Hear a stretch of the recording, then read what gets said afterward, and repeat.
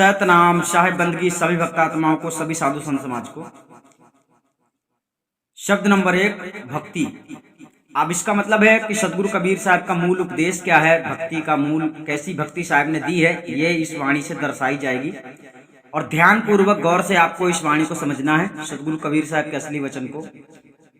संतो भक्ति सत गुरु आनी, नारी एक पुरुष दुई जाया, बूझो पंडित ज्ञानी। पाहनी फूर गंग एक निकिरी, चाहूं दिशि पानी पानी। तेही पानी दुई पर्वत बूढ़े, दरिया लहर समानी। उड़ी माखी तरबर को लागी, बोले कै बानी। वह माखी को माखा नहीं, गर्भ रहा बिनु पानी। नारी शकल पुरुष वे खाए, ताते रहे अकेला। कहें कबीर जो अब की बूझे, सोई गुरु हम चेला। बहुत ही बड़ी और बहुत ही गहरी जानकारी देने वाली ये वाणी है और इसमें आपको बहुत अच्छी तरह समझ में आएगा।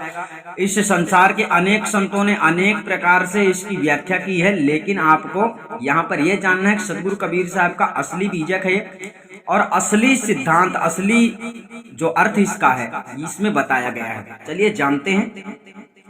सदगुरु कबीर साहब कहते हैं कि हे संतों तथा जिज्ञासु भक्त सज्जनों, जो हमारा तथा निरंजन आद्या ब्रह्म विष्णु शिव आदि सर्व का आदि सदगुरु महाचेतन परम पुरुष परमात्मा है, उसकी विशुद्ध भक्ति को मैं संसार में लाया हूँ। अतः उसको आप लोग श्रद्धा पूर्वक हृदय में धारण करिए, जिससे माया तथा उसके जन्म मरणादि बंधनों से छुटकारा हो सके। उसकी भक्ति सगुण साकार विष्णु शिव शक्ति सूर्य गणेश तथा विष्णु के अवतार स्वरूप राम कृष्ण की भक्ति और निर्गुण निराकार निरंजन की भक्ति, उक्त दोनों प्रकार की भक्ति से भिन्न अर्थात परे है, क्योंकि ये सब सिद्ध आत्मा हैं और इन सब के परे असली महाचेतन सत्पुरुष परमात्मा है। अतः उसकी भक्ति का निरूपण सदगुरु कबीर साहब अपने परम शिष्य धर्मदास साहिब से इस प्रकार करते हैं। ठीक है, किस प्रकार करते हैं? ये पहली कड़ी का अर्थ है संतो भक्ति सतगुरु आने, यानी सदगुरु कबीर साहब ने इस भक्ति को संसार में लाया है और कैसी भक्ति संसार में लाई है उसके बारे में आपको जानकारी आगे चलेगी। ठीक है, तो ये प्रथम कड़ी का अर्थ है संतो सतगुरु भक्ति आनी। इसके बारे में केवल इतनी कड़ी का ही अर्थ यहाँ पर दिया गया है और ये संख्या है। दूसरे नंबर लाइन की अर्थ आगे आपको मिलेगा। चलिए जानते हैं। इसके पहले सदगुरु ने क्या कहा यहाँ पर जानते हैं। धर्मदास धर्मदास तुम्हें हो बुद्धिवंता, भक्ति करो पाओ सत्य संता। एक पुरुष है अगाम अपार, सब घट व्यापक सबसे न्यारा। ताको नहीं जाने संसारा, ताकि भक्ति महानिज सारा। अब क्या कह रहे हैं सदगुरु? उसको कोई नहीं जानता है जिसकी भक्ति करने से सार है, और उसी को जानना है। उसी को जाने बिना आप लोग भटक रहे और उसी की जानकारी कोई देता नहीं है, भक्ति करवाता है। भक्ति करे तब उतरे पारा, सूरत निरत कर सेव सारा। सगुण भक्ति करे संसारा, निर्गुण योगेश्वर आधारा। इन दोनों के पार बतावा, परम पुरुष की भक्ति दृढ़ावा। भव तारण समरथ है न्यारा, ताको नहीं जाने संसारा। ध्यान से रखना, उसी को जानना है वेदी गुरु से। तो क्या है कि आप लोगों को जानकारी उसकी नहीं दी जाती है, परमात्मा कैसा होता है, और आपको भक्ति करवाते हैं। भक्ति पता नहीं तुम किसकी कर रहे हो, पता ही नहीं है कि किसकी भक्ति कर रहे हो। योगेश्वर वह गति नहीं पाई, सिद्ध साधु की कौन चलाई। कहने का तात्पर्य योगेश्वर उस गति, उस परमात्मा सत्ता को नहीं खोज पाया तो सिद्धि साधु की कौन, यानी इस संसार के लोग सिद्धि साधु जन जितने हुए हैं या फिर जितने अभी भी हैं, वो कैसे पा जाएंगे उसको, यानी प्राप्त नहीं कर सकते स्वयं से बिना भेदी गुरु। तासु भक्ति विधि जो कोई पावे, मुक्ति हो जग बहुर ना आवे। भाव सागर से उतरे पारा, फिर के जग नहीं ले अवतारा। ऐसी भक्ति मुक्ति की दाता, जाकी गति नहीं लखे विधाता। भक्ति ही भेद, भक्ति भक्ति भेद बहुभारी, यही भक्ति सबसे है न्यारी, सबही से न्यारी। अर्थात जो सदगुरु कबीर साहब ने लाया है, ये भक्ति का मार्ग सदगुरु का संसार से न्यारा है, संसार से अलग है। अब आप लोग क्या करते हैं कि संसार के लोग पहले से खोजने की बात कर रहे थे, और कबीर पंथ में भी आजकल खोजने की बात चल रही है, जबकि हकीकत यह है कि सदगुरु कबीर साहब ने परमात्मा को खोजने की बात नहीं कही है। परमात्मा का मूल ज्ञान प्राप्त करने के लिए, परमात्मा कैसा है ये जानने के लिए भेदी सतगुरु के शरण में जाने की बात कही है। ठीक है, जबकि प्रथम सदगुरु स्वयं ही कबीर साहब भेदी गुरु हैं, जिन्होंने गुरु बनकर धर्मदास को ज्ञान लखाया। इसमें समझ में आ जाएगा इस वाणी में, भक्ति पदार्थ अगम फल मुक्ति सत्य है वार, पावे पूर्ण पुरुष को जग नहीं ले अवतार। ठीक है, अब चलते हैं। भक्त अनेक भय जग माही, निर्भय घर को पायो नाही, भक्ति की भेद बहुतक है भाई, निर्मल भक्ति ना काहू पाई, सत्य पुरुष की भक्ति न पाई, का कर भक्ति करो रे भाई। अब यहाँ पर बताया जा रहा है कि भक्ति करने वाले को पता ही नहीं रहता है कि हम किसकी भक्ति कर रहे हैं। किसी ने आपको तस्वीर दिखा दिया, कबीर साहब की भक्ति कर रहे हैं, कबीर साहब की। कबीर को जानना है कौन है, यानी जिसकी तुम भक्ति कर रहे हो उसे जानना है कि वो है कौन। अभी संसार में लोग उसे जानते ही नहीं है जिसकी भक्ति करते हैं, और उसे जानोगे कब, जब आप भेदी सदगुरु के शरण में जाओगे तभी जानोगे। जिसको जानते हो उसे से प्रेम कर सकते हो, उसी से प्रेम हो सकता है। जिसे तुम जाने ही नहीं उसे तुम कभी खोज भी नहीं सकते, जान भी नहीं सकते, पहचान भी नहीं सकते। ठीक है, तो भेदी गुरु इसीलिए कहा गया है संसार में। भेदी गुरु जो होता है संसार में आप लोगों को जीवन कल्याण के लिए बहुत आवश्यक है। ठौर ठिकाना जानत नहीं, झूठे मगन रहे मन में, अपने साहब को नहीं जाना, बिनु देखे कहीं कियो बखाना। जिसने परमात्मा को जाना नहीं, बिना देखे ही उसके बारे में उल्टा सीधा बातें लोग करते रहते हैं, किताबें पढ़ पढ़ के मोटी मोटी बातें करते हैं, लेकिन सत्य की बातें तो जानते नहीं है। तो साहब कहते हैं अपने साहब को जाना नहीं जाना, तो साहब को तो कोई जानता नहीं है। जो जानता नहीं है वही उल्टी सीधी बातें करता फिरता है ना। बिन देखे बोले तो बिन जाने, आप जानते ही नहीं परमात्मा को तो आपने देखा ही नहीं। देखना जानना एक ही बात है, लेकिन आप केवल बातों से जानते हो, किताबों से जानते हो, गुरु ने आपको बताया नहीं परमात्मा कैसा होता है। ठीक है, ऐसे भूल परा संसारा, कैसे उतरे भौजल पार, सत्य भक्ति में नाही लागा, ऐसे हैं सब जीव अभागा। जो गुरु मिले तो पंथ बतावे, सार असार पर रख दिखलावे। अगर सच्चा गुरु आपको मिल जाए तो सब स्पष्ट कर देगा, बेटा ये करना चाहिए, ये नहीं करना चाहिए, ये सत्य है और ये असत्य है। गुरु आपको निर्छीर का निबेरा करके देता है, इसलिए भेदी गुरु की शरण में जाना आवश्यक है। गुरु सोई जो सत्य बतावे, गुरु सोई जो सत्य बतावे, और गुरु कोई काम ना आवे। इस संसार में कितने भी गुरु हुए हैं, लेकिन जो आपको सत्य बतला रहा है, सच्चे मार्ग पे चला रहा है, वही आपके काम में आने वाला है। और गुरु आपके किसी भी काम में नहीं आने वाला है, आपका टाइम पास करेगा और इसके बाद में चला जाएगा। परम पुरुष की भक्ति दृढ़ावे, सूरत विरति कर तहां पहुंचावे। वहां तक पहुंचाने का काम किसका है? गुरु का है। अब गुरु कैसे आपको पहुंचाएगा? गुरु आपको काबिल बनाएगा, उस काबिल बनाएगा जिस काबिल होने से परमात्मा सत्ता में आदमी पहुंच जाता है, यानी जीवात्मा अपनी चेतना में जागृत हो जाती है। तासो प्रीत करे चितलाई, छोड़े सकल कपट चतुराई। यहाँ पर कहा जा रहा है कि ऐसे गुरु से प्रीत करो, प्रेम करो, और चित ऐसे गुरु से हमेशा लगन लगा के रखो, और ऐसे गुरु से कपट मत करो, झूठ मत बोलो, यानी चतुराई मत करो, होशियारी मत करो। ठीक है, तब ही परम पुरुष को पावे, भाव तर के जग बहुर ना आवे। ये बात धर्मदास से कही जा रही है, कबीर साहब खुद ही कह रहे हैं। गीता हूं बात की फिक्र न करना, यही भक्ति निश्चय करी धरना। ठीक है, अब यहाँ पर देखो भक्ति क्यों गुप्त है और भक्ति में इतनी समस्याएं क्यों आ रही हैं, यहाँ पर बताया जा रहा है। इससे भक्ति सुगुप्त है, सुन धर्मदास सुजान, भक्ति करे भर में नहीं, सोई भक्त प्रमाण। अब हमने जैसे आप लोगों को कहा कि परमात्मा सत्ता के दर्शन आप लोगों को 3 सेकंड में हो सकते हैं। जी हाँ, 3 सेकंड में हो सकते हैं, लेकिन आप लोगों को भक्ति में लगन है या नहीं, भक्ति के काबिल आप लोग हैं या नहीं, यही जानकारी लेने के लिए आप लोगों को 5 वर्ष का समय लगता है। भक्ति इसलिए गुप्त रखी जा रही है, आपसे गुप्त रखी जा रही है कि पहले आप लोग काबिलियत बन जाओ, ताकि आप लोग भक्ति करते रहो। यहाँ पर क्या कह रहे हैं, इससे भक्ति सुगुप्त है, यानी जो गुप्त किया गया है। साहब ने जो गुप्त भेद, भेदी गुरु के पास जो होता है गुप्त भेद, उसी गुप्त भेद की बात यहाँ पर चल रही। पूरा सतगुरु सोई कहावे, 2 आखर का भेद बता। तो जो 2 भेद है, जो हमने आपको बताया कि आदि अनादि मुक्ति पंथ में मृत्यु के 72 घंटे पहले दूसरा भेद है, और प्रथम भेद आपको सार शब्द की प्राप्ति होती है। तो ये आप लोग भ्रमित ना हो जाएं, भटक ना जाएं, आपकी गुरु से लगन लग जाए, इसलिए यहाँ पर जितनी कड़े संविधान बनाए गए हैं आप लोगों को लाइन में लाने के लिए बनाए गए हैं। अब चलिए चलते हैं, जो वाणी आपने पहले से देखी थी उस वाणी से अब ये दूसरा नंबर का अर्थ चल रहा है। इसका अनुवाद नहीं किया गया है, यहाँ पर जो अनुवाद चल रहा है ये है। जो वाणी आपने शुरू में देखी है संतो भक्ति सद्गुरु आनी। अब 52 वर्णात्मक अक्षरों में सर्वप्रथम अक्षर, ध्यान से पढ़ना समझना, आकार रूप पौ माया की प्रबलता बताते हैं। एक आकार रूपी नारी पौ माया ने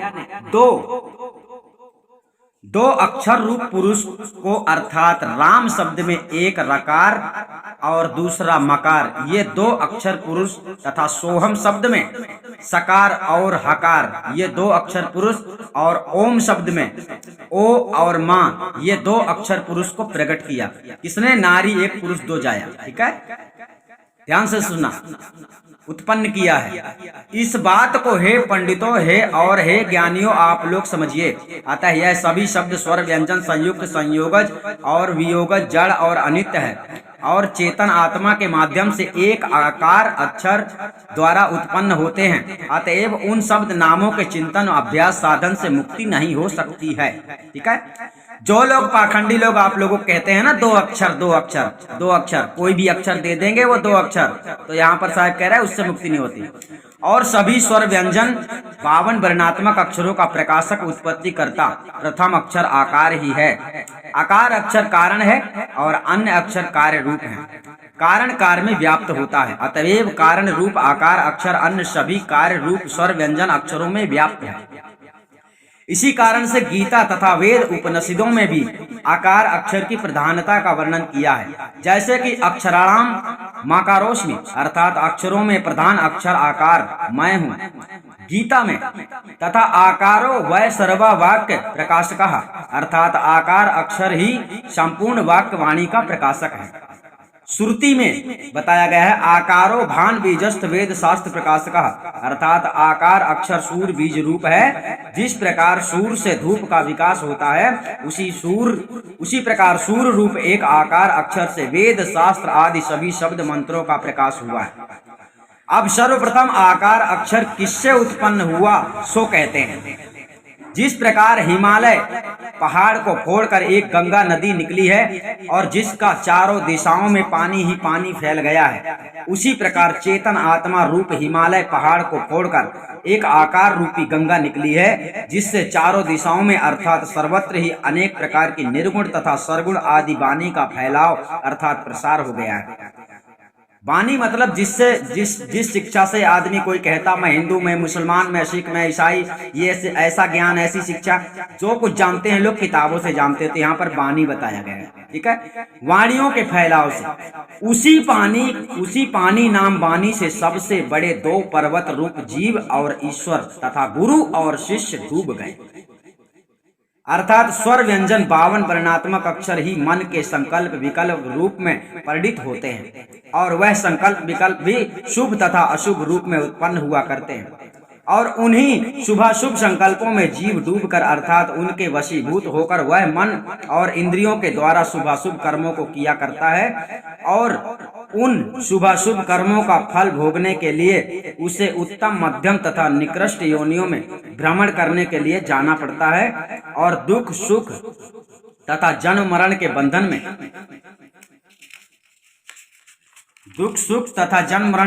में पड़ता है। यह तो पिंडी आत्मा की जीव दशा का वर्णन है। अतः इसी प्रकार ब्रह्मांडी आत्मा निरंजन भी सृष्टि के प्रथम एको हम फिर बहुश्याम के रूप में संकल्प करता हुआ जगत का सृजन, उत्पत्ति, पालन और संहार किया करता है और संकल्प विकल्पात्मकम मनः, ये संस्कृत शब्द है, अर्थात संकल्प विकल्प रूप ही मन है और संकल्प विकल्प भी स्वर व्यंजन 52 अक्षर के रूप में ही उत्पन्न हुआ करते हैं। अतएव ब्रह्मांडी आत्मा ईश्वर निरंजन भी उसी संकल्प विकल्पात्मक रूप वाणी में डूबकर अर्थात स्वभाव के वशीभूत होकर सदैव जगत की उत्पत्ति प्रलय आदि किया करते हैं। अब गुरु और शिष्य के विषय में कहा जाता है 52 वर्णात्मक अक्षरों के अंतर्गत ही स्वर व्यंजनों के संयोग से क्या सगुण मत संप्रदाय और क्या निर्गुण मत संप्रदाय इत्यादि सभी में अनेक शब्द मंत्रों की रचना तथा उनका संसार में प्रसार हुआ है। अतः उन्हीं शब्द मंत्रों के चिंतन स्मरण में अर्थात जाप अजपा आदि साधनों में क्या गुरु लोग और क्या शिष्य लोग इत्यादि सभी डूबे हुए हैं अर्थात बधे हुए हैं।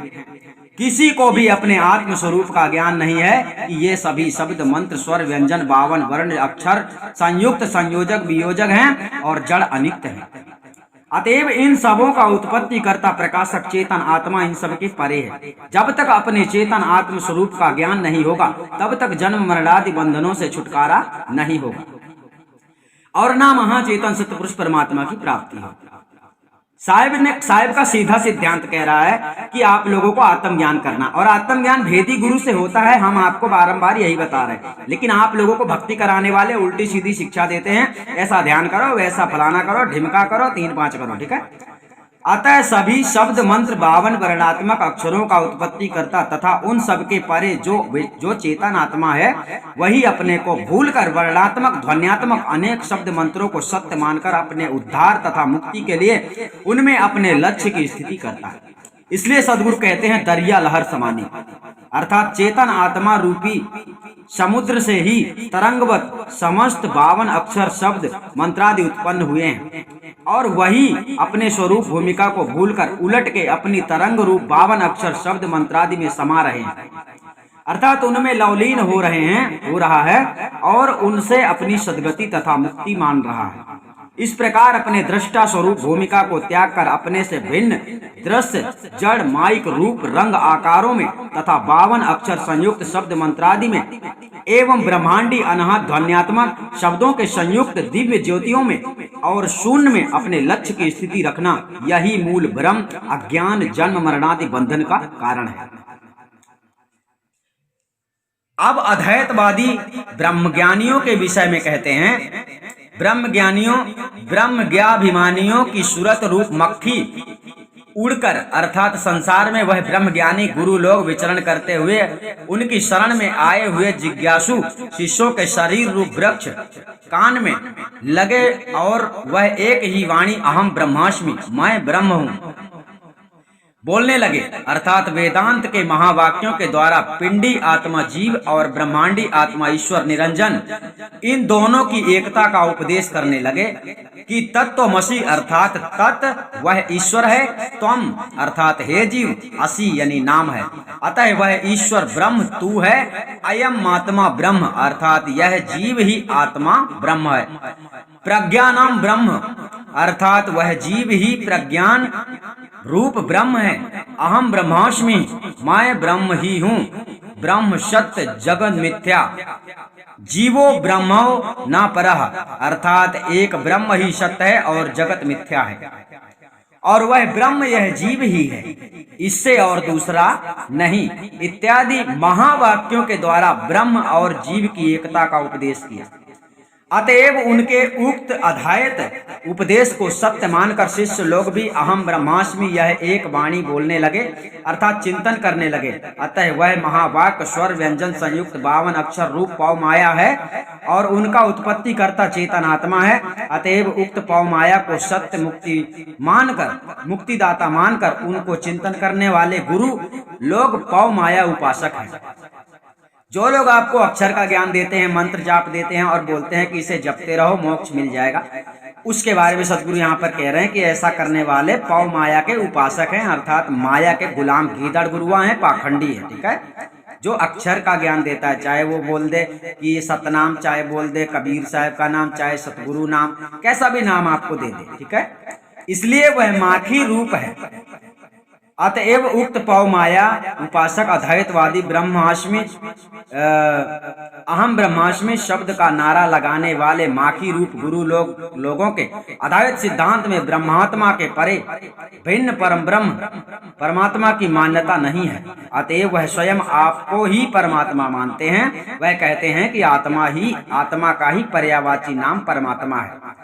अब यह भी ध्यान रखना कि इस संसार में कुछ काबीर पंथी पाखंडी लोग भी कहते थे आत्मा ही परमात्मा, लेकिन यहाँ पर वाणी के अंतर्गत आपको अच्छी तरह समझना है आत्मा का ही पर्यायवाची नाम परमात्मा है, ठीक है। लेकिन आत्मा से भिन्न परमात्मा नाम का कोई पदार्थ नहीं है।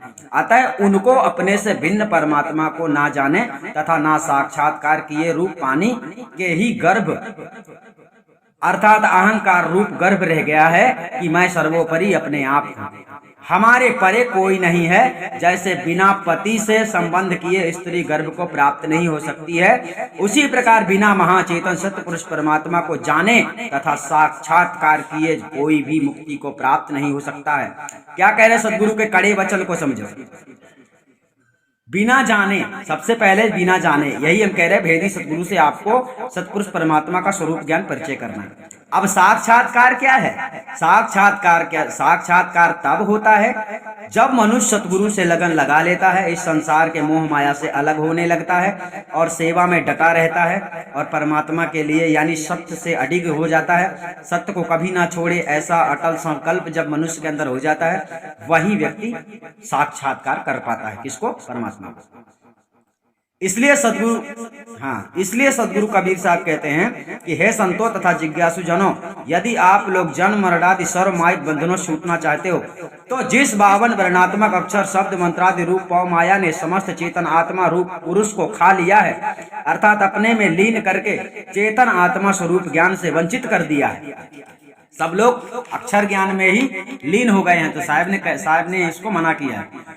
उसका अभाव करके उससे तुम अपने को भिन्न करके अकेले होकर रहो और 52 अक्षर शब्द मंत्रादि के परे अपने चेतन आत्म स्वरूप का परिचय करके अपने आगे निरंतर अंतर रहित महाचेतन सत्पुरुष परमात्मा का साक्षात्कार करके मुक्त हो जाओ। ठीक है।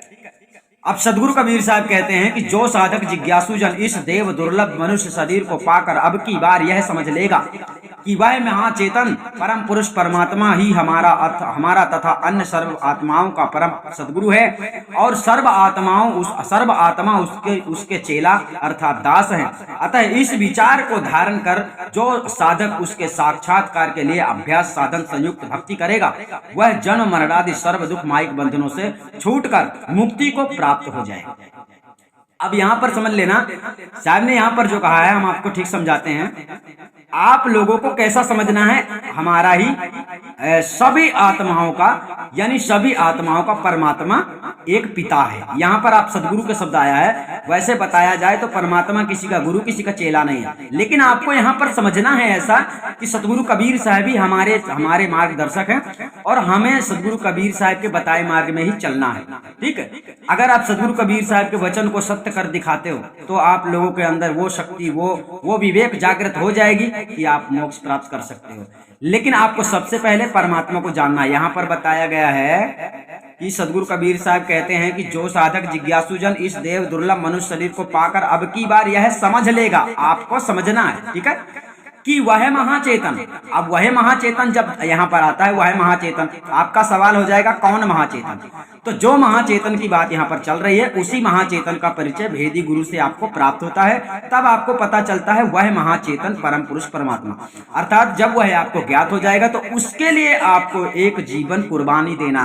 कुर्बानी देने का मतलब यह है कि जैसा गुरु आपको बतलाता है उसी मार्ग पे आपको चलना है, तभी आप उसे पा सकते हो, और वरना मनमानी करके कोई भी उसे पा नहीं सकता। ठीक है। उसे सतगुरु समझना है, बट वो सतगुरु यानी परमात्मा सतगुरु किसी का नहीं है। परमात्मा को तुम्हें सतगुरु समझना है। मतलब कि ये कबीर साहब का ज्ञान है, आप लोगों को मिल रहा है, तो जो कबीर साहब का ज्ञान है, कबीर साहब के बताए मार्ग में ही आपको चलना है, क्योंकि उन्होंने जो कुछ भी बताया है उसमें आपको चलना है। अगर आपने अपना दिमाग लगाया तो फिर आप लोग पीछे हो जाओगे और मंजिल को नहीं पाओगे।